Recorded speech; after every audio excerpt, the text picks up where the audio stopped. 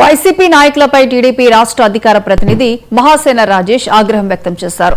మంత్రి లోకేష్ పై ఇష్టానుసారంగా మాట్లాడుతూ సునకానందం పొందుతున్నారని విమర్శించారు. ఇండిగో విమానాలు ఆగిపోవడానికి మంత్రి లోకేష్ కారణమనడంలో అర్థం లేదన్నారు.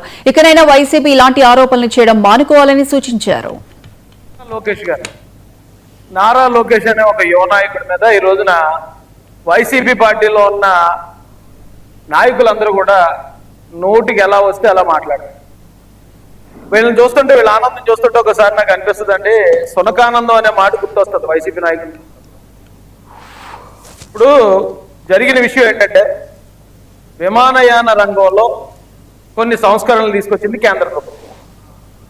దానికి సంబంధించి కేంద్ర ప్రభుత్వం పెట్టిన రూల్స్ని ఇండిగో అనే ఒక విమానయాన సంస్థ రీచ్ అవ్వలేకపోయింది, ఏదో ఇబ్బంది జరిగింది.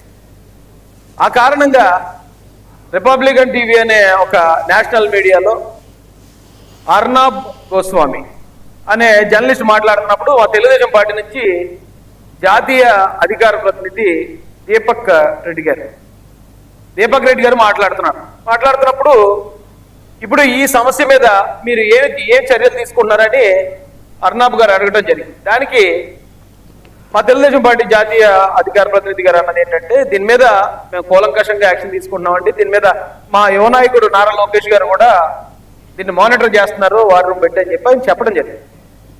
దానికి ఆ నేషనల్ మీడియా జర్నలిస్ట్ గారు ఎవరైతే ఉన్నారో వారు ఏం అడిగారంటే, వాట్ కెపాసిటీ హీ హ్యావ్, అంటే లోకేష్ గారు ఏ కెపాసిటీ తోటి కేంద్ర ప్రభుత్వానికి సంబంధించిన ఈ విమానయాన రంగంలో ఆయన మాట్లాడుతున్నాడు అన్నారు. దానికి సంబంధించి మేము చెప్పాల్సిన సమాధానం అక్కడ మా అధికార ప్రతినిధులు చెప్పున్నారు. నారా